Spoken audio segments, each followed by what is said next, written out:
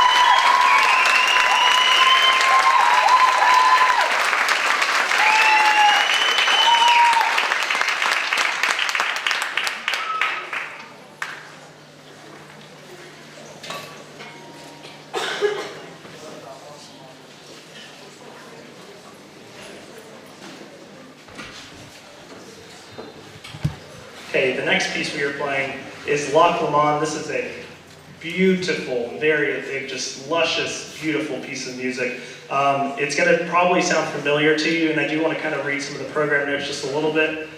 This is by Frank Tekeli, so if you're here for our concert wins, the Abracadabra, the middle piece, same composer. We tend to do a lot of his works because they're just usually very, very good works of music. So bear with me as I read some of this to you.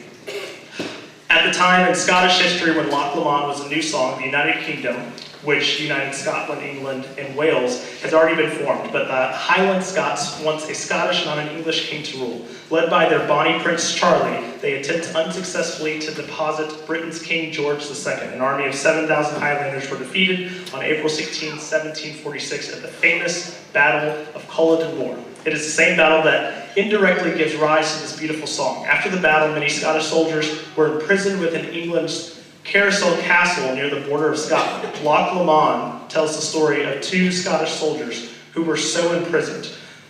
One of them was to be executed while the other was to be set free. According to the Celtic legend, if someone dies in a foreign land, his spirit will travel to his homeland by the low road, the route for the souls of the dead. In the song, the spirit of the dead soldier shall arrive first, while the living soldier will take the high road over the mountains to arrive afterwards. The song is from the point of view of the soldier who will be executed.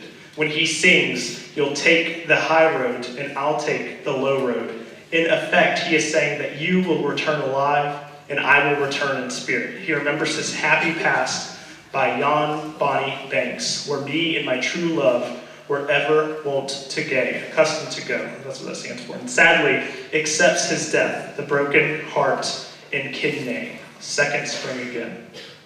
I hope you enjoy Loch Lomond.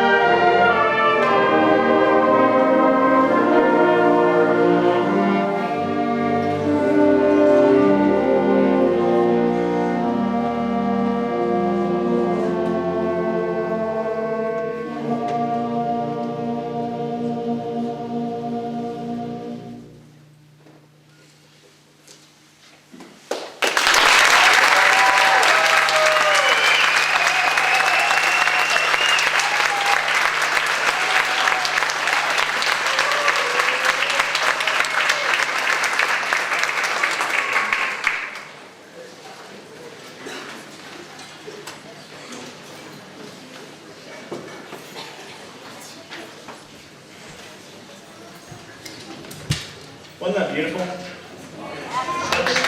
Such good musician. Okay, the last piece we are playing is called Into the Raging River. I love a thing called programmatic music, and in just the simple terms of that, it's music that's depicting something. So like if there was a poem and someone wrote a piece of music to it, that would be called programmatic music.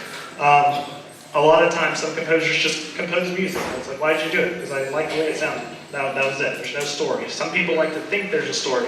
For the last piece we just did, I never really told the students what the story of that piece was, because I like to just imagine something in my head as I'm doing it. I kind of create my own story, and I try to guide them on a way to create their own story to help express it the way that they want to do it. But this is a programmatic piece, just like Loch Lomond was. I'm not going to read the whole thing to you, but I do want to let you know it's called Into the Raging River. And the program notes at the very beginning says, this piece was inspired by a whitewater rafting trip on the Gauley River in the mountains of southern West Virginia.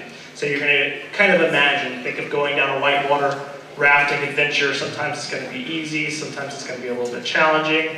You might come across a waterfall, you never really know. Just a lot of things might happen. So you're going to kind of go on a journey. Imagine you are in the Gauley River, whitewater rafting. Here's Into the Raging River by Stephen Reinecke.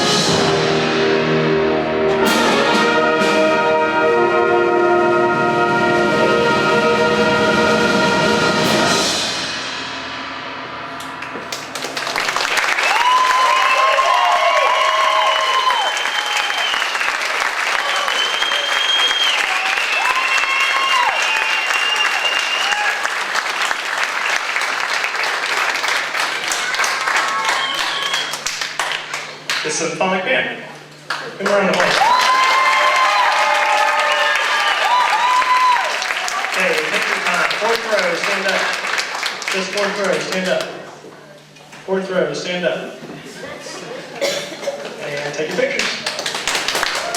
Yeah, give a round of applause. You can give a round of applause to every row. And third row, stand. Fourth row, keep standing.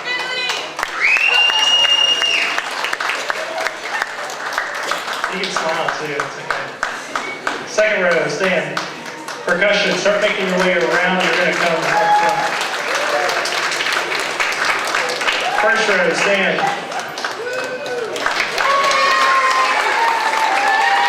And percussion, walk around front. And the percussion, the forgotten children in the back. That beat on everything. All the way down. All the way down. All the way.